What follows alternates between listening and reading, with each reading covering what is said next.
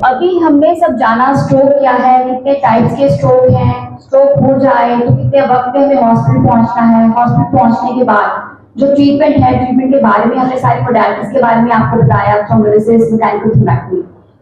But सबसे और बहुत ज्यादा इंपॉर्टेंट जो हमें पता होना चाहिए वो है रिस्क फैक्टर्स क्या है स्ट्रोक। अगर हमें रिस्क फैक्टर्स ही पता होंगे, अगर we know how to prevent the stroke, I think that's the most important thing. तो सबसे पहले है हाइपरटेंशन, दैट इज अगर किसी को भी बीपी है, हाई बीपी रहता है, तो they should control the blood pressure. Know your numbers, आपका बीपी कितना रहता है वो बहुत जानना आपके लिए जरूरी है। और बीपी कैसे कंट्रोल होता है? सबसे पहले have fresh green veggies, avoid salt intake, walk, जो आजकल कहा जाता है 150 minutes per week is a must, so you need to be very physically active. उसके बाद स्मोक नहीं करना आपको। ये सारी इंपॉर्टेंट चीजें हैं अगर आप कैसे आपको बीपी को कंट्रोल कर सकते हो। Second is diabetes. अगर आपको टाइप 1 एंड टाइप 2 डायबिटीज है तो इट्स वेरी इंपॉर्टेंट कि जो आपके ब्लड शुगर है वो वेल कंट्रोल रहे। नंबर 3, जैसे एक्सरसाइज का मैंने बताया, you have to be physically active. Number 4, avoid smoking. Sedentary lifestyle बिल्कुल नहीं रखना। You have to maintain your wait.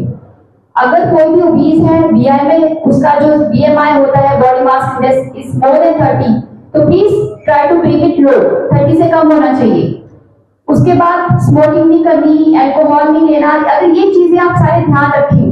उसके बाद कार्डियक रिस्क फैक्टर जो होता है, जो कार्डियक पेशेंट्स होते हैं जिनमें ऑलरेडी कार्डियक हिस्ट्री होती है या जिनमें एट्रियल फिब्रिलेशन होता है, एट्रियल फिब्रिलेशन का मतलब होता है जो दिल और हमारा हार्ट चलाना एकदम शुरू कर जाए, उसकी वजह से जो क्लॉट होता है हार्ट का वो एकदम दिमाग पे पहुंच जाए, उसकी वजह से भी स्ट्रोक होता है।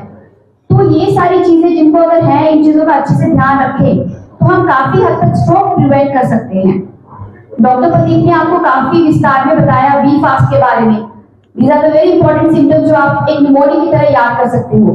बट मैं ऐड ऑन करना चाहूंगी, कुछ ऐसे भी सिम्टम्स होते हैं जो पेशेंट्स हमारे पास आते हैं, जैसे वर्टाइगो। वर्टाइगो का मतलब होता है घुमेर आना, चक्कर आना, आपकी जो सराउंडिंग्स होती है, रोटेटिंग मूवमेंट ऑफ सराउंडिंग्स। बहुत पेशेंट्स आते हैं जो हमारे पास कहते हैं कि हमें तो सर्वाइकल हो गया, तो वर्टाइगो को लेके उसको बिल्कुल ही लाइटली ले लेते हैं। तो मैं सिर्फ ये कहना चाहती हूँ कि वर्टाइगो को इतना लाइटली मत लीजिए। वर्टाइगो कुड बी सेंट्रल और पेरिफेरल। सेंट्रल का मतलब होता है वर्टाइगो अगर ब्रेन की वजह से, स्ट्रोक की वजह से भी वर्टाइगो होता है। पेरिफेरल का मतलब है कान की वजह से, जिसमें हमें इतना मतलब सीरियस होने की जरूरत नहीं होती। अगर वर्टाइगो में कितने पेशेंट्स देखे हैं जो नॉर्मल ओपीडी में हमारे पास आते हैं, हम स्कैन कराते हैं and they turn out to be posterior circulation stroke, तो आप इतना लाइटली नहीं ले सकते vertigo. Second, sudden onset headache, एकदम सर दर्द बहुत तेज होना शुरू हो जाए, वो भी एक निशानी हो सकती है स्ट्रोक की। तीसरा, सीजर, मिर्गी का दौरा, एकदम आपके लगे कि बॉडी को, किसी को देखो कि एकदम झटके पड़ने लग जाए, कुछ हो जाए, तो इसका मतलब है हो सकता है कि उस पेशेंट को स्ट्रोक हुआ हो, उसके बाद सीजर्स हो रहे हो।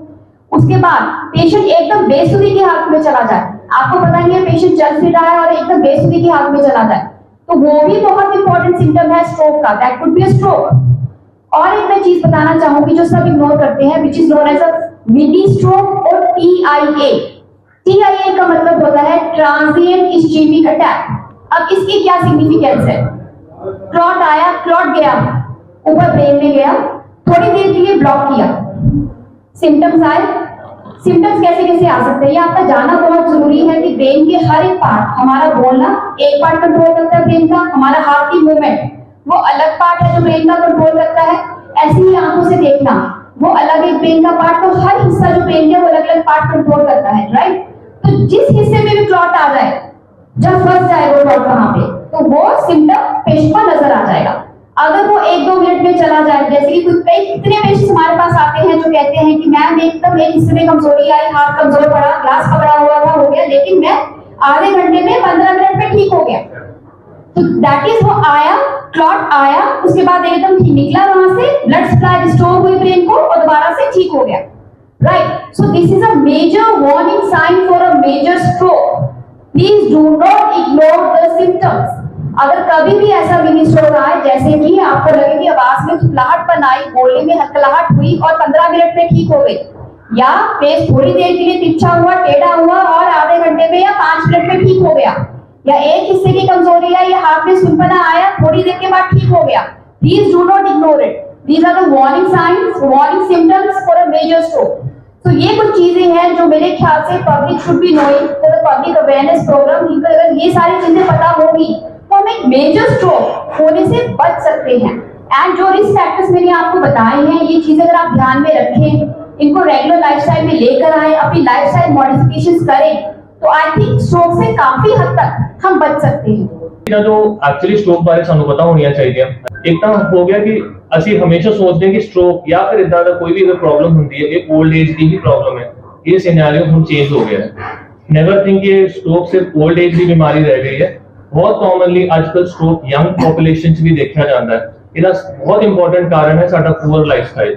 डॉक्टर स्वाति ने ये चीज बहुत इंपॉर्टेंटली टच की है और ये बहुत ज्यादा जरूरी है समझना कि साडा लाइफस्टाइल जो कि आजकल बहुत सेडेंटरी स्ट्रेसफुल हो गया है और साडा जो डाइट हैबिट्स है जो इतनी खराब हो गई है ना, ये बहुत बड़ा रीजन है जिदे करके सानू आजकल स्ट्रोक इवन 25-30 साल के मुंडे भी तुसी देखते हो, कुड़ियां देखते हो जिन्हां नूं एकदम प्रॉब्लम आ जाती है और कोई भी नहीं सोचदा। ਇਹਦੇ सब तो इंपॉर्टेंट प्रॉब्लम यही होंदी है, बंदा वही चीज सोचेगा जो उन्हें पता होगा। असं की करते हैं, अगर कोई भी अगर यंग बंदा लड़का है, हाथ पैर कोई सुन पै रहे हैं या हाथ पैर से कोई कमजोरी आ रही, असं लोकल हॉस्पिटल चल जाते हैं and we miss that important golden period. इस करके जो भी इदा के सिम्पटम्स होंगे है, ये स्ट्रोक रेडी हॉस्पिटल की इंपॉर्टेंस उत्थे ही आती है। जिन्ना स्ट्रोक ओल्ड एज की जरूरी, उस तो ज्यादा मैंने लगता treatment wise stroke in young is also equally important.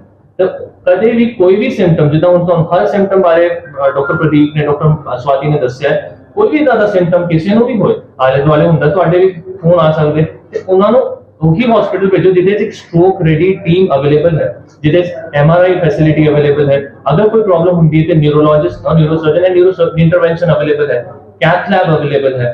ये बहुत important, it is time he money है, टाइम ही सब कुछ डिसाइड करता है कि पेशेंट की रिकवरी कितनी पॉसिबल है। न्यूरोसर्जन एंड न्यूरोफिजिशियन की वर्ल्ड स्ट्रोक डे के लिए अवेयरनेस प्रोग्राम के लिए यहाँ पर आई है। ये वर्ल्ड स्ट्रोक डे जो 29 अक्टूबर को बनाया जाता है, this is for the awareness of the stroke program all over the world and the India. इसके अंदर सबसे पहले जो सिम्टम्स आते हैं, जो हम लोग पहचानते हैं, वो आता है B fast, B for balance, E for eye sight में तकलीफ बदलाव, एफ फॉर फेस में चेहरे पे कोई टेढ़ापन या सुनपन, ए फॉर हाथ पैरों में कमजोरी, एस फॉर स्पीच तोतलापन या हकलाना, और सबसे महत्वपूर्ण आता है टी, टी फॉर वक्त, इंपॉर्टेंट टाइम। टी इसलिए इंपॉर्टेंट है क्योंकि इसके ऊपर हमारे ट्रीटमेंट ऑप्शंस अवेलेबल जो अभी 21st सेंचुरी में अवेलेबल है, साइंस के साथ में जो डेवलप हो रहे हैं, वो उस पर हम लोग डिसाइड करते हैं। अगर हमारे पास में 4.5 घंटे के अंदर पेशेंट अवेलेबल होता है हॉस्पिटल कैजुअलिटी में, तो हम लोग न्यूरो इमेजिंग MRI या CT करवा के ये डिसाइड करते हैं कि पेशेंट को थ्रोम्बोलाइसिस की जरूरत है या थ्रोम्बेक्टोमी की जरूरत है। थ्रोम्बोलाइसिस के अंदर हम खून पतला करने का एक इंजेक्शन लगाते हैं जिससे खून पतला होता है और जो नस बंद हुई है उसको हम लोग खोल सकते हैं। दूसरा, अगर हमारे पास में पेशेंट 4.5 घंटे के बाद में आता है या फिर 24 घंटे के अंदर अवेलेबल होता है हमारी कैजुअलिटी में, तो हम लोग एक प्रोसीजर होता है थ्रोम्बेक्टोमी, जिसके अंदर नेगेटिव प्रेशर देके मेजर आर्टरी जो नस बंद हुई है बड़ी, उसको हम लोग खोल देते हैं और खून का प्रवाह वापस से दिमाग के अंदर संचारित कर लेते हैं। इससे पेशेंट की प्रोग्नोसिस, मॉर्बिडिटी और मोर्टिलिटी में काफी अंतर देखा गया है। और इसके प्रिवेंशन के लिए जो रिस्क फैक्टर्स होते हैं वो होती है अनकंट्रोल्ड डायबिटीज, अनकंट्रोल्ड हाइपरटेंशन, जो भी आपकी दवाइयां चल रही है उसको रेगुलरली ना लेना, सेडेंटरी लाइफस्टाइल, जंक फूड्स खाना। तो हम लोगों का रिक्वेस्ट यही है कि आप इन सब चीज़ों से बचें और जो भी आपको डिजीज़ है उसकी रेगुलर मेडिकेशन लें।